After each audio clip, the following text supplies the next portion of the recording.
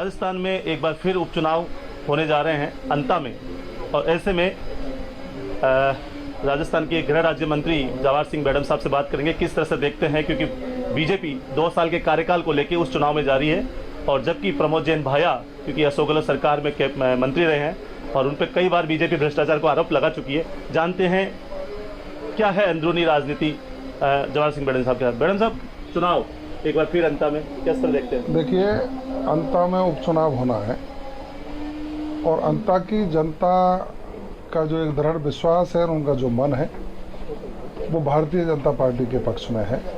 Bharatiya Janata party का उम्मीदवार भारी मतों से वह चुनाव जीतेगा। मैं आपको ये कह सकता हूँ कि कांग्रेस के लोग जिन्होंने वहाँ उस उम्मीदवार को उतारा है उस पर भारतीय जनता पार्टी ही आरोप नहीं लगा रही है। कांग्रेस की सरकार में उनके साथ रहे मंत्रीगण ये नारा दे रहे हैं, भाया रे भाया तेने खूब खाया।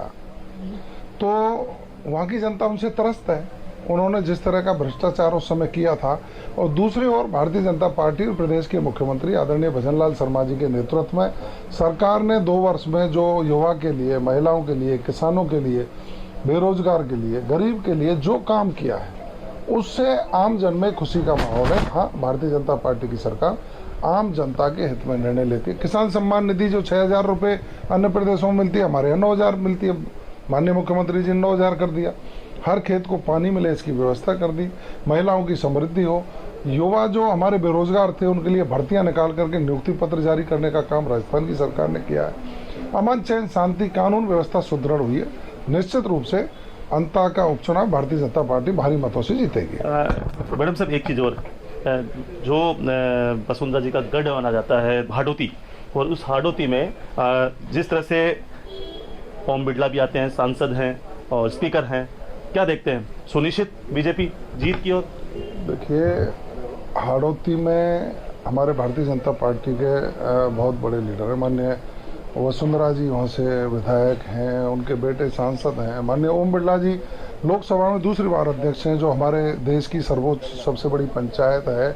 अन्य नेतागण भी हमारे वहाँ काम करते हैं। और पूरे राजस्थान में माननीय मुख्यमंत्री जी के नेतृत्व में जिस तरह से विकास की योजनाओं को धरातल पर लाकर आम व्यक्ति को लाभान्वित करने का काम किया है, चाहे हमारे युवाओं के लिए प्राइवेट सेक्टर में भी रोजगार 35 लाख करोड़ के MOU करके 9 लाख करोड़ के उनको धरातल पर लाने का जो काम किया, ये सरकार का अच्छा प्रबंधन और एक सुशासन की डिलीवरी सही समय पर हो रही है। इसी का कारण है।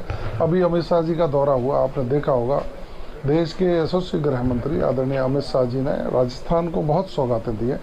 माननीय प्रधानमंत्री जी के लगातार दौरे हुए हैं, उन्होंने भी राजस्थान को विकसित राजस्थान बनाने के लिए, उनके संकल्प को पूरा करने के लिए राजस्थान की सरकार दृढ़ निश्चय करके काम कर रही है।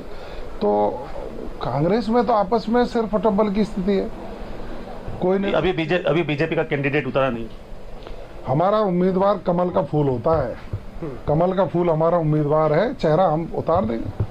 ये थे जवाहर सिंह मैडम साहब, जो गृह राज्य मंत्री है राजस्थान के। वो बता रहे हैं कि जीत सुनिश्चित है। जिस तरह से 2 वर्ष के कार्यकाल का सरकार ने काम किया है, इससे जो है अंत में जीत सुनिश्चित है। हालांकि बीजेपी ने अपना कैंडिडेट उतारा नहीं है। देखना यह है कि 1 या 2 दिन में जब बीजेपी अपना कैंडिडेट उतारेगी तब पता लगेगा कि प्रमोद जैन भाया के सामने कौन मुकाबले की टक्कर में रहेगा। लेकिन बीजेपी ने अपने 2 वर्ष के कार्यकाल में जो हुए विकास कार्य की गंगा जो बही है, उसको लेकर चुनाव मैदान में रहेगी।